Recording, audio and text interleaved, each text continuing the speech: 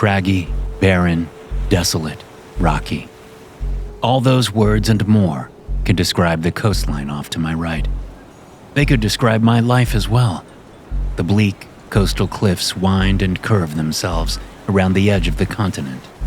White birds of different sizes fight the frigid gusts of wind. And this is summer. I have no idea why tourists even visit this remote part of the country.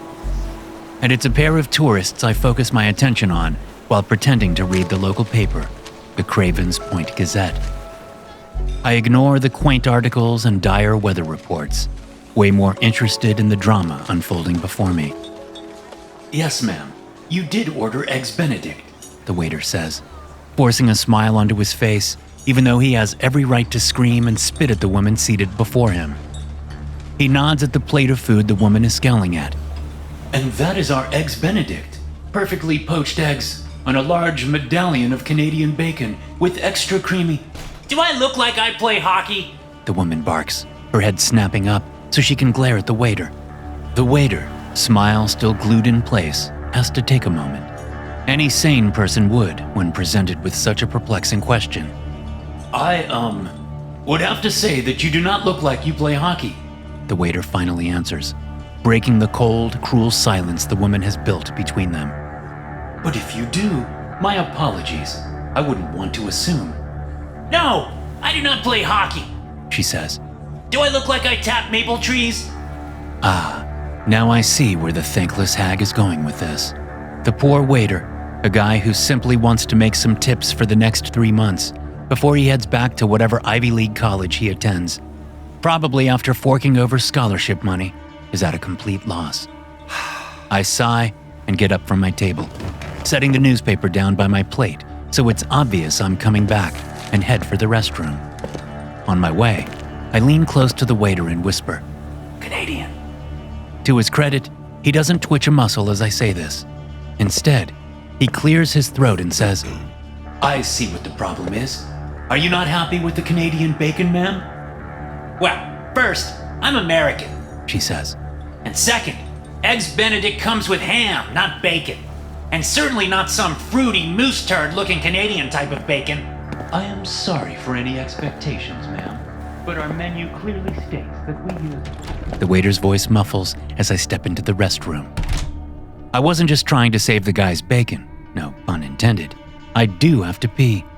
Coffee runs right through me, like there's a hose hooked from my mouth to my bladder to my kidneys, and then down out the spout, as my old man used to say. When I return to my table, the horrid woman holds a self-satisfied smirk, the one people have after bullying someone into getting their way. Her companion, an equally ugly-tempered-looking biddy, sits just as smugly, tearing piece after piece off a croissant without eating any. The neuroses of the privileged are something to behold, all right. I sip my coffee, and am not surprised when the waiter returns with a new plate of Eggs Benedict, a huge slab of the completely wrong kind of ham wedged between the egg and the English muffin. The woman says nothing, just ignores the waiter as the plate is delivered, then digs in ferociously, as if she hasn't eaten in days. Her companion continues to shred that poor croissant. "May I get you anything else, ladies?" the waiter asks. "Your face away from our table would be nice," the croissant killer says, all smiles and snark. "Of course." The waiter gives a short bow before retreating to the safety of the kitchen. Fucking tourists. They are the worst. Not that I'm a local. My family does come from the area, several generations back. But having blood here and actually living here are two very different things. But despite my parents having passed, and my sister too, I keep coming back to the old coastal town, Craven's Point. Population 350 locals during the off-season. Then 350 locals plus 3,000 douchebags during the summer. Although, since Craven's Point is one of the best lobster fishing towns on the coast, I wouldn't really say there is an off-season. Folks here work all year round. It just happens that 2/3 of the year, they all wear oilskins and rubber boots and man lobster traps and fishing nets, while the other third of the year some wear polo shirts and khakis while they keep from punching Canadian bacon-hating twats in the face. I take my time finishing my lemon poppy seed muffin as I read the paper. After about 30 more minutes of inane drama, the two despicable women finally leave after paying cash and making sure everyone in the cafe knows the waiter needs to bring back every penny of change because he certainly is not getting a tip. There is a collective sigh of relief when the door closes on their dumpy asses. Even the other tourists in the cafe look glad they're gone. Not that they won't put their vacation feet in their vacation mouths at some point too. Sorry it didn't help, I say to the waiter when he comes by to fill up my coffee. I doubt even Dagan would have gotten those two to be gracious. The waiter replies, I'm sorry? I said, I doubt even the Pope would have gotten those two to be gracious, he says, smiling. But thanks for trying. I pause, pretty sure he hadn't said Pope before. I shrug it off and smile back. I may not be local, but that doesn't mean I have to turn into an asshole the second I cross the town lines. I pour sugar, then cream into my coffee and stir. Yeah, but your family is from here, right? The waiter asks. His smile becomes slightly nervous. You're Gordon DuPont, right? The writer? A debate rages in my head. I could deny it and risk sounding snobbish, even though that's as far from my intention as possible. Or I could admit it and risk a million questions about my current work. Having shat out an award-winning bestseller a decade ago, and nothing else since, people are curious. I get that. My agent and publisher are both curious too.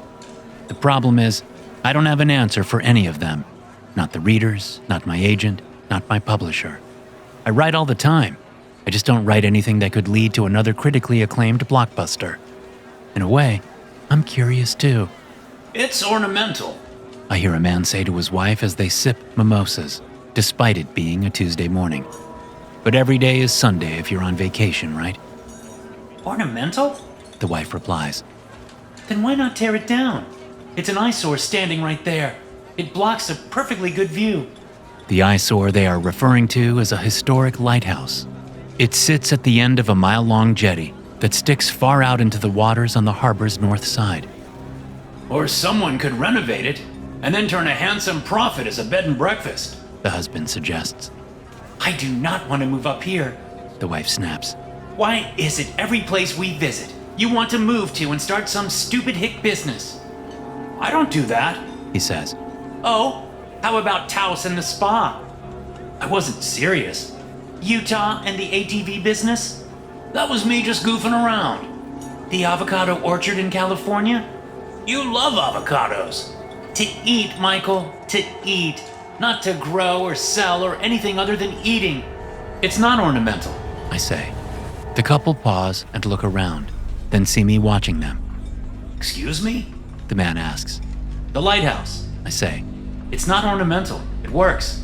I got here yesterday and have a place on the other side of the jetty. I watched it light up last night just after I went to bed. The couple frowns at me, then the man says, That's nice, before turning his attention back to his wife while widening his eyes like I just said the lighthouse has a penis. I shrug. They don't want to know the truth, then that's on them. Really, I'm just glad they didn't recognize me. The husband looks like the type who probes deep into literary meaning. I hate those fucking readers. Your place is the Split Lamb, right? The waiter asks, startling me. Jesus, have you been standing there the whole time? You never answered my question. Which one? What you're working on now? Oh, I didn't hear you. A bell dings and his head swivels around toward the kitchen. Gotta get back to work. Do you mind if I stop by sometime and chat? Maybe this afternoon? I'm about to tell him that yes, I mind a lot, but he's gone and heading into the kitchen before I can open my mouth. Turns out, the locals suck too. Considerably less than the tourists, but still. I finish my coffee, throw a lot of cash on the table because I feel sorry for how the waiter got stiffed by the two bitches, and head outside to my car. It's a used Toyota Corolla from the turn of the century. I had a Jaguar once, back when the bestseller money was rolling in. But a decade is a long time to go between books, and my business manager thought I should be more practical. I may have gone a little overboard on practical. The Corolla groans itself awake, and I back out of the parking lot, point the nose north, and wind my way first out of Craven's Point. and then along the coastline to the rotting mansion known locally as the Split Lamb. I don't know why it's called that. My parents didn't know why it was called that. Even my sister tried to find out before she died of breast cancer a few years ago. There's no record of the name origin, and the locals either are ignorant as well, or they just don't feel like it's their job to explain why a mansion is called something, especially when most live in 2-bedroom claptraps that might blow away in the next big storm. I get that. My ancestral summer home isn't their problem. It's a beautiful morning for Craven's Point, which means the sun can just be seen fighting through the clouds, and the wind blows slower than 20 miles per hour. When I reach the oak that was hit by lightning well before I was born, I turn right, passing around it. The lightning strike gave it a claw-like appearance, like it's trying to snatch the occluded sun right out of the sky forever. I turn right into the gravel driveway and wind my way past equally bizarre-looking oaks, pines, and cedars. When the view opens up, I can see for miles out over the ocean. Then the Split Lamb blocks my view of everything. The place was considered a mansion many decades ago, but with the proliferation of prefab McMansions popping up all over the country, the Split Lamb barely counts as anything more than a big house now. 6 bedrooms, 8 bathrooms, a huge kitchen, a den, a sitting room, a solarium, 2 dining rooms, a living room, and a breakfast nook, all squeezed into about 6,000 square feet. I use 1 bedroom, the kitchen, and the den. Sometimes the sitting room, since it looks out over the ocean.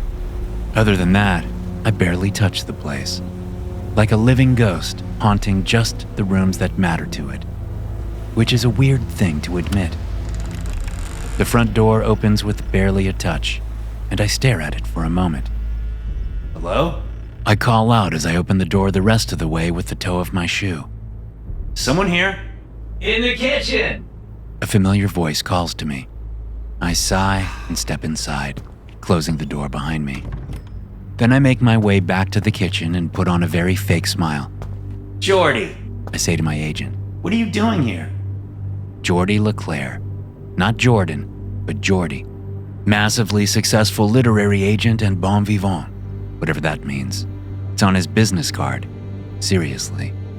In his late 60s, with a shock of wild, unkempt white hair sprouting this way and that from his freckled scalp, Jordy has more energy than I do, and I'm just shy of 20 years younger than him. Gordo! Jordy exclaims as he licks mayonnaise off his fingers before placing the top piece of bread on a sandwich he's helped himself to. It's been a while. Jordy, I repeat. what are you doing here? Well, I'm glad you asked. He says, taking a huge bite, which he does not bother chewing and swallowing before he continues. Things are changing at the agency, and I wanted to talk to you about it face-to-face, man-to-man, mano-a-mano. Yes, I get it. I go to the cupboard furthest from the fridge. I open it and pull down the bottle of bourbon I keep for shitty occasions. I can already tell this is one of those. What kind of changes? Pour me one. Jordy says. The flight up here was crap, and the taxi ride to your place was worse. No Uber up here in the sticks? No. I pour 2 glasses of bourbon. I hand a glass to Jordy, and he takes it with a huge grin. He has bits of bread stuck to his front teeth, but I don't say anything. At least the bread is in his mouth. Well, you see, Gordo, Jordy says after a long swig of bourbon. we are paring down our client list. And I've been cut. I lift my glass. L'chaim. I didn't know you were Jewish. I'm not. Oh, it was a joke. Good one. You didn't need to come all this way to drop me, Jordy, I say and down my bourbon, ready for another. Who said anything about dropping you? Jordy replies, stuffing more sandwich into his mouth. No. I'm here to offer you some seriously great work. Surprised, I stop pouring bourbon so I can look back and focus on Jordy. He smiles at me, completely sincere. Great. What's the work? The novelization of the upcoming blockbuster movie, The Dancing Queen. He holds his hands out like he's presented me with the greatest gift ever. Pretty great, right? What the fuck is The Dancing Queen? It's a biopic about the life of Agneta Feldskog, of course. He laughs. Dancing Queen, get it? No, not even a little. I reply and go back to pouring my bourbon. Who the hell is Anya Falstaff? Agneta Feldskog. Jordy over-enunciates the Swedish singer's name as his tone turns from celebratory to annoyed. She's one of the members of ABBA. ABBA? Like the band? That ABBA? Exactly. This is quite an honor. She even requested you write the novelization because she loved the Swedish translation of your last book. My only book. Well, yeah, true. But what a book, right? And you think I should go from a novel about the immigrant struggle from the 1920s to a biography about a pop singer? Well, no. You'd be writing the novelization of the biopic. You aren't really writing the biography. The movie handles all that. You just have to turn the screenplay into a book. I sip my bourbon, then suck my teeth, making loud smacking noises. Gonna pass on that, Jordy. I say and lift my glass. Not my thing. Right. Your thing. Jordy sighs. What is your thing again? A one-and-done author? Big hit, no follow-up author? Pretentious prick who needs to pull his head out of his ass or be lost to obscurity author? Which thing is it again? Thanks for coming by, Jordy. I give him a hard stare. It pays 6 figures. Jordy says as he wipes his mouth with a napkin and then tosses it on the counter. High 6 figures. Plus royalties, which rarely happens with novelizations. Those tend to be flat fee. Work for hire gigs only, Gordo. But your amazing agent negotiated a 10% royalty. He stands there like he's waiting for me to cheer and thank him and pat him on the back. I sip my bourbon instead. It's a standoff for a good 5 minutes. He waits for gratitude that isn't coming, and I wait for him to leave, which is taking way too long. Pass. I say finally and set my glass down. Thanks for coming by. What is wrong with you? Jordy snaps as he looks around the kitchen, searching for something. He finds it. Paper towels. Ripping off a handful, he actually wraps up the rest of his sandwich and holds it up, shaking it in my direction. You're about to be a footnote on early 21st century literary history. You could have been one of the greats. Thomas Pynchon, David Foster Wallace, Bret Easton Ellis, Pat Conroy, the Johns, Updike and Irving. That's the pantheon you would have been included in. I ain't dead yet, Jordy. I wish. He mutters. Then your one goddamn book would be worth something. Thanks for that. I say and take a deep breath, then let it out slowly. Jordy shakes his head. Fucking writers. He walks out of the kitchen. He holds the paper towel wrapped sandwich up. Thanks for lunch, asshole. You'll be getting the separation of services letter by registered mail next week, followed by an email with exact details on how the agency will handle the dissolution of our partnership. Looking forward to it. I call after him. A couple of seconds later, I hear the door slam. Just a second after that, I hear the door open back up, then footsteps down the hallway. I have to call a taxi, he says and holds up his phone. And this Wuthering Heights reject of an estate has shit for cell service. Landline is right there. I nod at the phone on the wall by the basement door. Knock yourself out. Then I change my mind. You know what? I'll drive you into town. It'll be faster. Fuck you. He picks up the phone. I shrug and walk out of the kitchen, leaving him to his call. With drink still in hand, I head to the den and shut the door, blocking out Jordy's voice as it booms through the house. Yes! He shouts. Split ham or something stupid like that. It's the same address as where you dropped me off. Yes, the New York guy with the hair. That's me. How long? Are you fucking kidding me? Hello? Hello? I hear the phone slam down, then stomping feet. The feet stop, then start, then stop, then start, then stop again. Where the fuck are you? Jordy shouts. In the den. I call. Stomp, stomp, stomp. The door bursts open. I'll take that ride. I'm a little busy. I reply as I open my laptop. It's hard work being a footnote in early 21st century literary history. Fuck you, Gordon. Don't be a bitch about this. Before I can reply, there's a loud knock at the front door. Maybe that's your taxi. They hung up on me. I shrug and get up. Jordy blocks the door, then slowly moves out of my way.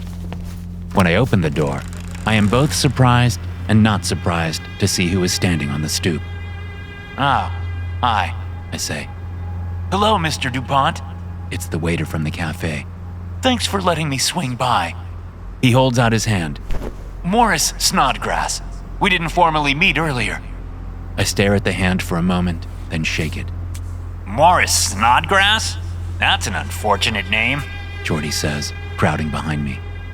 Not my choice, Morris says, frowning. my former agent. I say and step aside. Come on in. Thank you. Morris walks past me and Jordy. He turns a quick circle in the foyer and then nods appreciatively. It's just like I thought it'd look. Great. I close the front door. Let's go sit in the kitchen. You can ask me all the questions you want to ask me. Oh, I only have one question, Mr. DuPont. Morris says. Call him Gordo. Jordy says. He loves that. Gordon is fine. I head to the kitchen. Tea? Coffee? Oh, now you have time? Jordy asks, right on my heels. Go away, Jordy. I grab the kettle off the stove, fill it, and start it boiling. This place is amazing. Morris joins us in the kitchen. How long has your family owned it? Is that your one question? Oh, no, definitely not. Morris shakes his head.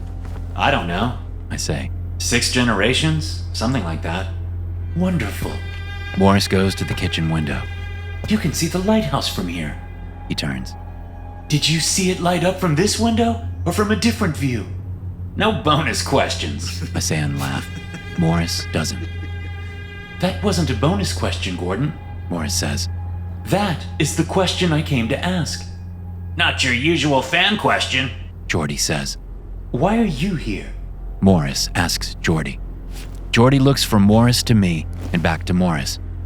Kid, you seem nice, but maybe today isn't the day for a visit. Jordy says in that voice he uses when he's fending off nosy journalists. Perhaps you could come back another time? Gordo and I have important business to discuss. As we do, Morris says. We who? Jordy asks. Myself and Gordon. Yourself and Gordon? That's what I said. I'm enjoying the back and forth. The kid is holding his own against a titan of an asshole. Props to him. Gordo? Jordy turns to me. Jordy? A little help? Why? You're doing fine. Who knows you are here, Mr. LeClaire? Morris asks. What? Jordy responds, giving me a confused look. Who knows you are here, Mr. LeClaire? Morris repeats. Everyone at my office. Jordy answers. Not that it's any of your business. I heard you need a ride. Morris says. What the fuck is this? Jordy looks at me.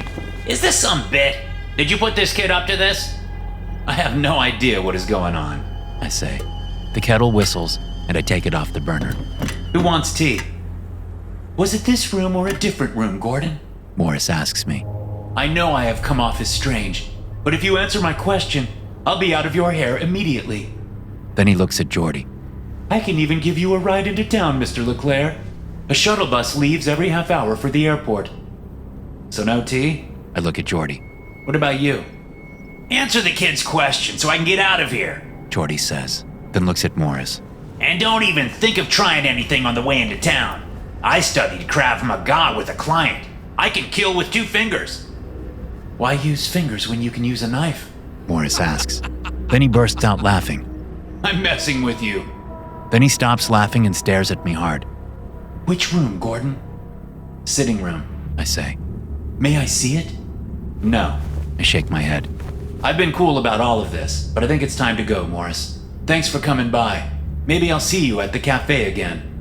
Which is never going to happen. I'll be avoiding that cafe like the plague. Yes, of course. Morris smiles at Jordy. Care for that ride, sir? Sir! Jordy laughs. I'll take weird with manners over stupid with an ego any day. That last part was about me, wasn't it? I ask, and then show them both to the front door. Have a safe ride into town. Nice meeting you officially, Morris. Go fuck yourself, Jordy. Morris waves. Jordy flips me the bird. I slam the door and go back to the kitchen to finish making tea. I end up just filling the mug with bourbon instead. Back in the den, I open the document I've been struggling with for the last few years. There is exactly one sentence written. Before I even saw her, I knew we would be together forever. It's a shitty line, and I hate it more than anything else in the universe. But that's all I have been able to write when I sit down and try to start a new novel. I drain half the mug, burn my throat with a hard belch, then reread the sentence. And reread it. And reread it. I finish the mug and refill it in the kitchen, then return and reread the sentence. Jordy can call me whatever he wants to call me. I don't really care. All I care about is getting this damn sentence out of my head once and for all. And I know writing a novelization of one of the A's in ABBA will not do the trick. I finish the second mug of bourbon and go for a third, then a fourth. By the time the sun is set, the bottle is empty, and I can barely keep my eyes open. I stumble from my desk to the couch up against the wall and collapse onto the dusty cushions. I mount like a light. Gordon? I come awake fast, my fists swinging this way and that, swatting empty air as I struggle to pull myself out of my drunken stupor. It's all right, Gordon. It's me, Morris. I scramble up to the couch's arm and slap at the table lamp, finally finding the cord and turning the thing on. Standing in my den is Morris Snodgrass, and he holds a knife. A very long, very sharp knife.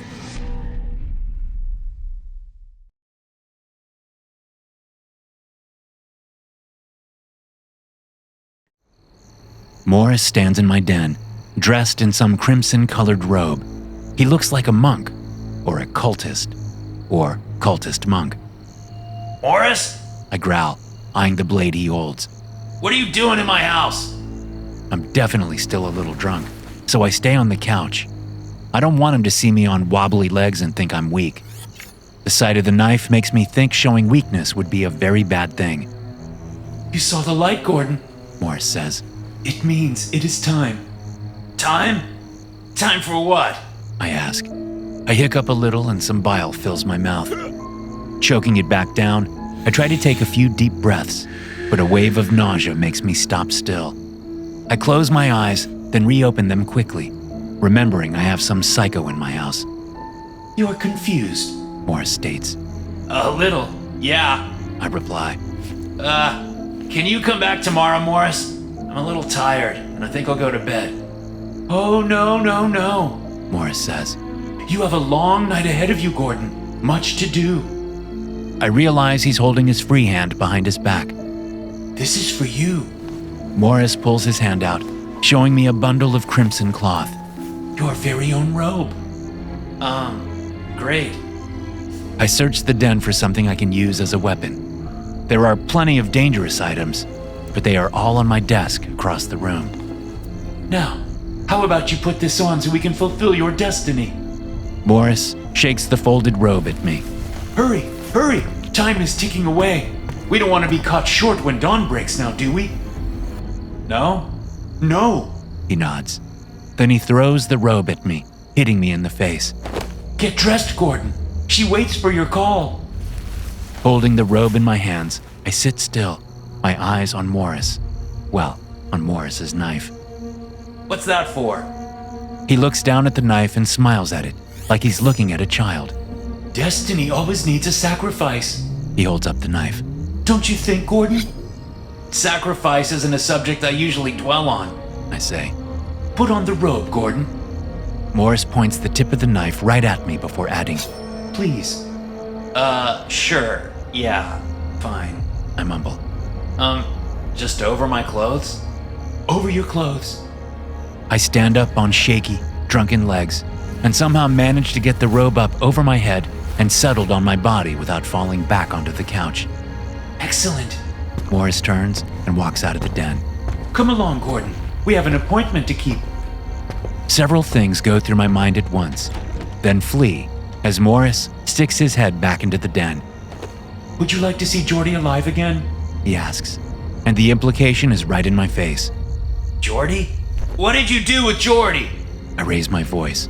It's not quite a shout because I'm not that brave, but it's close. Would you like to see him alive again? Yeah, I'd fucking like to see him alive again. I snap. Then come along. Then he's gone. And a second later, I hear the front door open. Come on, Gordon. He shouts, his voice getting farther away. He's left the house. I should go lock the door, then make sure all the doors are locked, then call the police, then... I screech as someone behind me clears their throat. Spinning around, I see two more robed figures lurking in the shadows by the windows, their crimson robes blending in nicely with the drapes. I'd never really noticed the color before. Morris! I shout and race to the front door. Who the fuck are those people? Your faithful servants, Gordon. Morris says as he stands in the driveway, waiting for me. Just like me. Footsteps behind make me hurry out down the porch steps so I can whirl around and face the two extra intruders. Except now, there are 4 of them. What the fuck? I mutter, then cock my head. Hold on. Miss Drummond? Hello, Gordon. Our local postmaster says. A lovely night tonight, don't you think? The other faces are familiar too. Locals who I have seen summer after summer. There's Mr. Troy, who owns the auto shop in town, Mrs. Carlisle, the librarian, and Joe Bobbitt, the handyman everyone uses when they need minor repairs done around the house. Tick-tock, Gordon, Morris says. Tick-tock. I back away from the house and then realize I'm backing up to Morris. Turning quickly, I change my trajectory and angle my very slow, backward retreat so that I'm cutting diagonally across the driveway. Tick-tock. I say and nod. Yup, tick-tock. Then I spin and prepare to bolt. Except the most beautiful thing I've ever seen freezes me in my tracks. The lighthouse. It's all lit up, and the beam is pointing straight out into the ocean. It's not spinning around and around like lighthouses usually do. No, it has its sights set on something specific. What does it see? I ask, then shake my head. I hadn't meant to speak. It sees her. Morris places his hand on my shoulder. I flinch, but don't shake it off. See who? I ask, transfixed by the lighthouse. Her, of course. Morris says. Her. The others intone together. A shiver runs up and down my spine. Shall we? Morris guides me forward with his hand still on my shoulder. Shall we what? Go call her to us.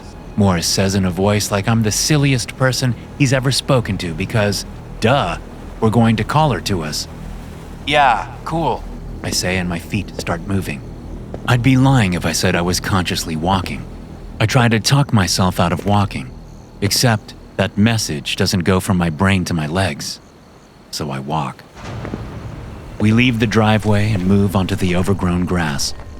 I feel the cold summer dampness wet my shoes and socks. My pant legs would probably get wet too if I wasn't wearing the robe. Do you feel it, Gordon? Morris asks me. Feel what? I reply without slowing my stride. My feet are soaked, and I shiver in the cold but never stop walking. Her. Morris says. Her.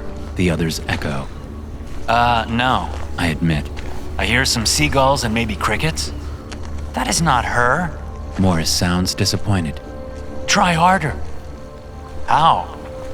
Concentrate, he says, still guiding me toward the lighthouse, his hand like a gentle vice on my shoulder.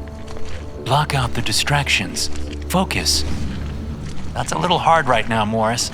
There's a lot of distractions. You know, this robe is one, and us walking in the wet grass at night toward a lighthouse that isn't exactly doing its job. And there are the folks following us. Kinda makes me wonder if I'll ever feel good about mailing a letter ever again. All are welcome equally in my post office, Miss Drummond says.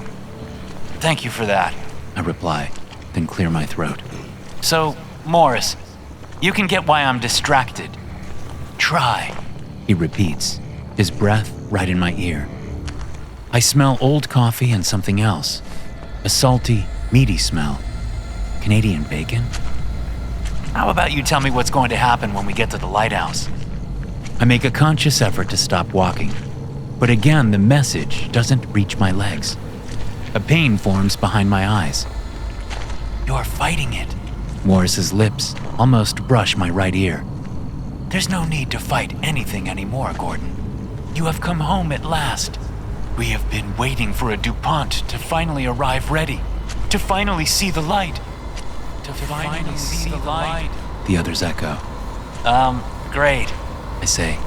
For a man of words, I'm running out of them. Focus and listen, Morris says. Close your eyes. Hard to walk with my eyes closed. Is it? He has a point. I close my eyes. Now, listen for her. Morris whispers in my ear. Find her call. She is out there. She is ready for you to reply. She is ready for your invitation. My invitation? Morris chuckles. Focus. So I focus.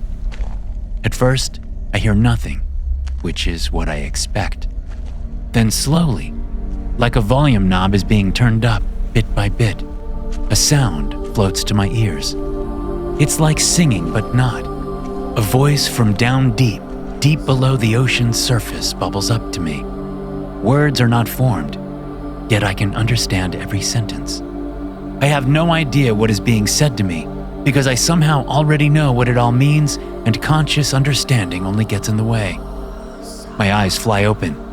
You hear her, Morris says. Good, Gordon. That is good. You may survive this night after all. I what now? I exclaim as my eyes widen, and I try to look at Morris. But he has his cheek firmly pressed against my ear and keeps me from turning my head. You will be fine, Gordon. We're here. And we are. How we got to the lighthouse so fast, I don't know. But I guess you can say there's a lot I don't know right now. Now what? I ask as we reach the base of the lighthouse. Now we climb, of course, Morris says. Mrs. Carlyle passes us and pulls out an enormous set of keys. She hunts through them, sliding one after the other to the side until she finds the one she's looking for. Unlocking the door, she opens it wide for us. I expect a loud creaking from the hinges, but they stay silent and the door eases open like it's made of air. In and up, Gordon. In and up, Morris says. In and up, The others echo. Dear Lord, I mumble, which elicits giggles from everyone. Then I'm guided inside the lighthouse and directed to the long, winding flight of stairs that hug the wall of the structure. In and up we go.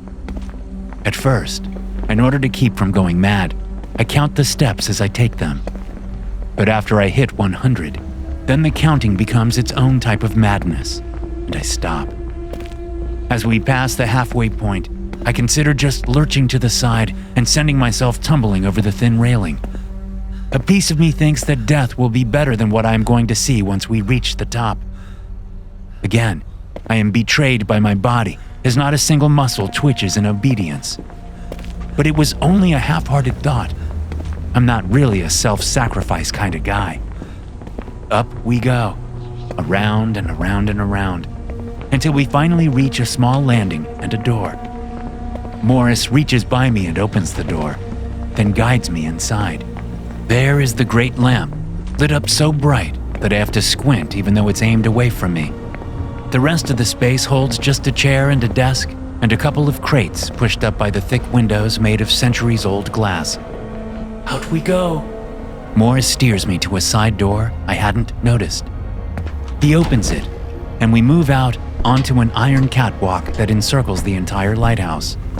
Instead of heading toward the light, Morris directs me around the back to the darkest part of the top.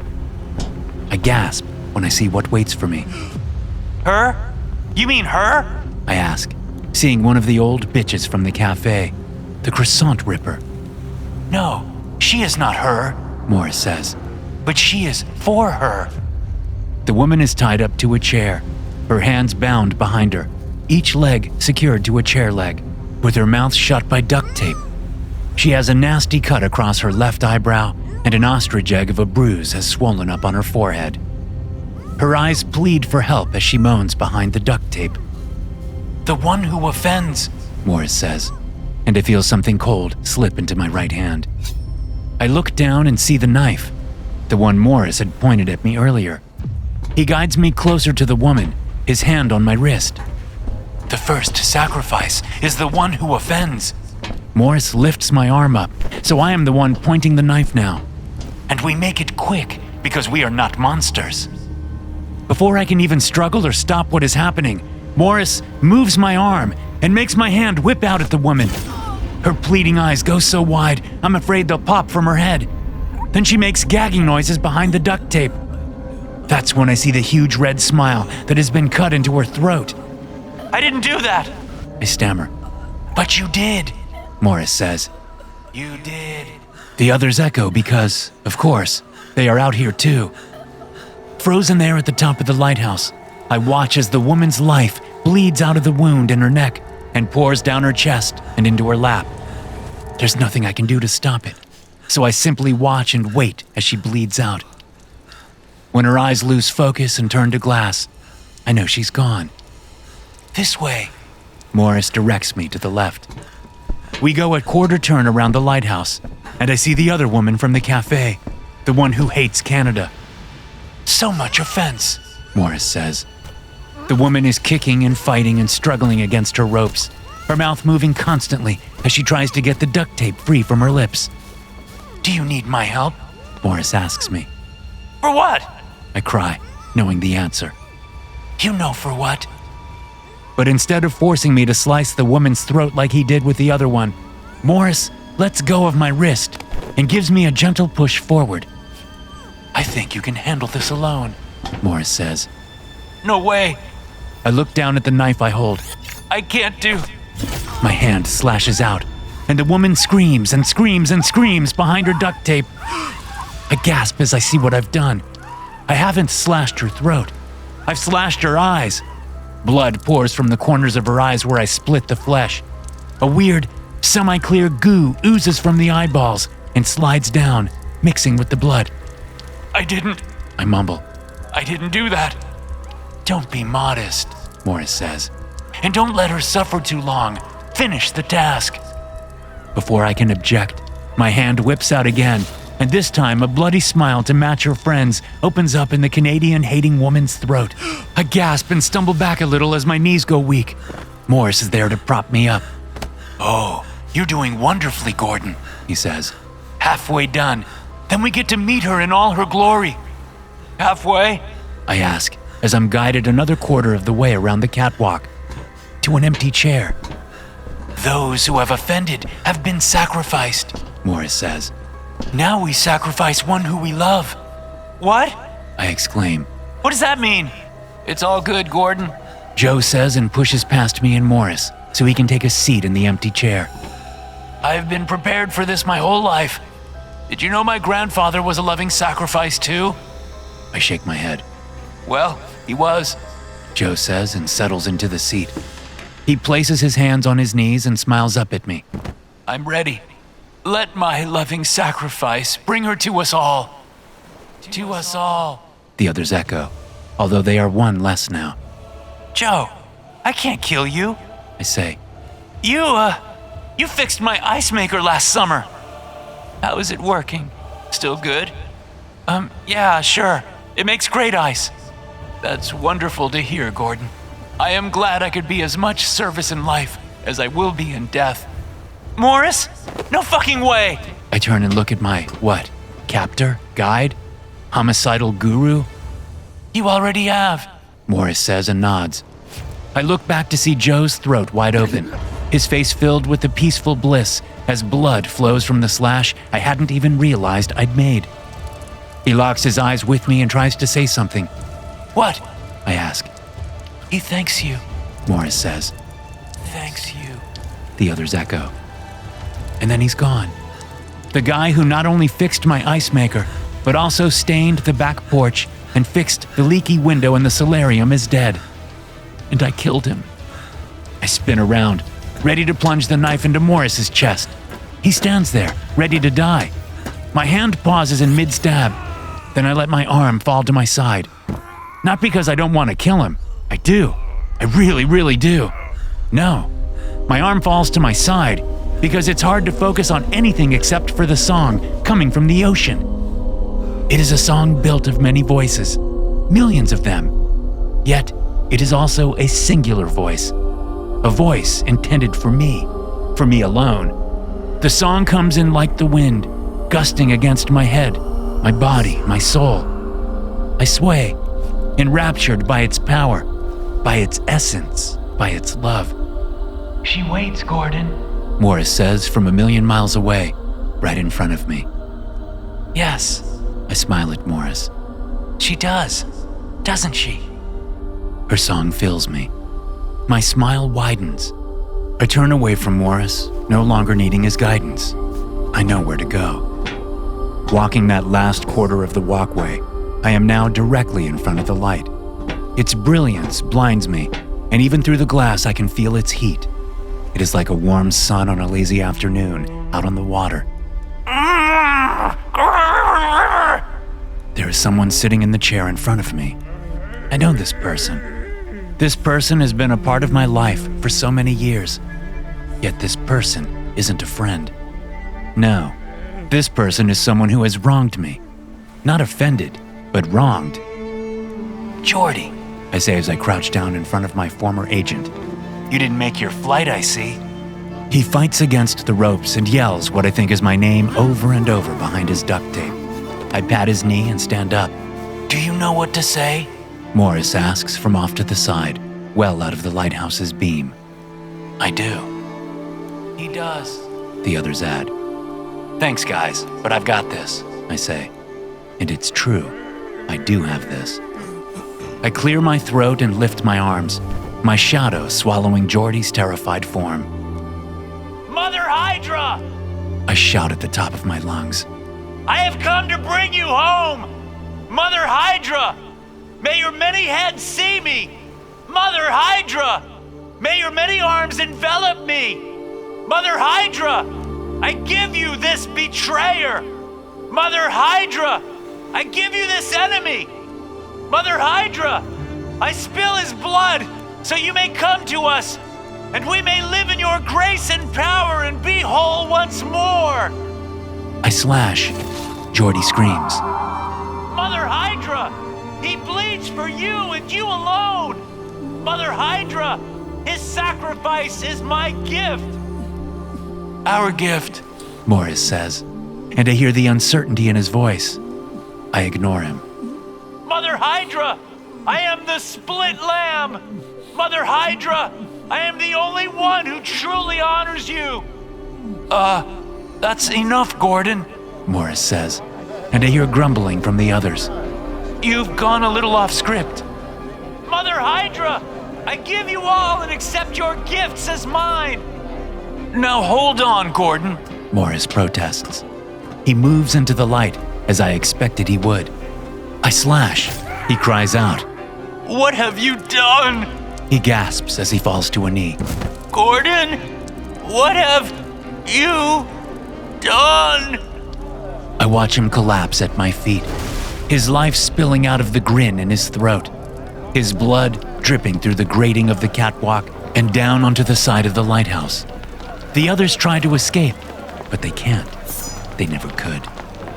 With the bodies caught, killed, and collected at my feet, I stand once again in the light, in her light, Mother Hydra's light. I place the blade to my own throat, but I do not slash. Since the dawn of time, my blood has been entwined with yours. I cry out as the waters at the edge of the lighthouse's beam churn wildly. Come to me, Mother Hydra. Come to your family. The water churns, churns, churns. Then 1,000 tentacles explode out from the surface and shoot toward me. They freeze only a fraction of an inch from my body. They wave in the air, not like appendages, but like wisps of gossamer silk. I feel their breeze, and I breathe deeply. Thank you. I kneel. A tentacle touches the crown of my head, and when I look back up, the beam of light is off, and she is gone. Returned to the deep where she lives and watches, and will wait for another of my blood to re-strengthen the bond in 100 years or so. I have no clue how I know all of this. I simply do. Then I look at all the bodies and sigh. I have some housekeeping to do. By the time I am home, After having taken care of business and dumped the bodies out to sea, my own body is exhausted in a way I have never experienced. Except that my mind is not. I feel wide awake and buzzing with ideas. So I sit down in the den, open up that document, and reread the words. Before I even saw her, I knew we would be together forever. Then I add, because family knows family, and who are we without that bond? Who are we without that link that transcends the past, the future, all of existence? I smile at the words and keep typing, and typing, and typing. For 6 days I type nonstop. No one calls. No one comes knocking on my door. No one interrupts me to ask if I've seen Morris or Joe or Miss Drummond or Mrs. Carlyle. No police ask if I've seen 2 missing tourists. And no one from Geordie's office calls wondering where he is. I am left completely alone until my work is done. And after 6 days of writing, I have my new manuscript finished. And on the 7th day, he rested, I say as I stagger away from my desk and collapse onto the couch. Thank you, Mother Hydra. Then as I drift off, I realize I'll need a new agent. I'll save that for tomorrow. Today, the split lamb sleeps, having finally been made whole again. Thanks for listening. If you enjoy these stories, be sure to subscribe to the podcast and check out some more of my episodes here.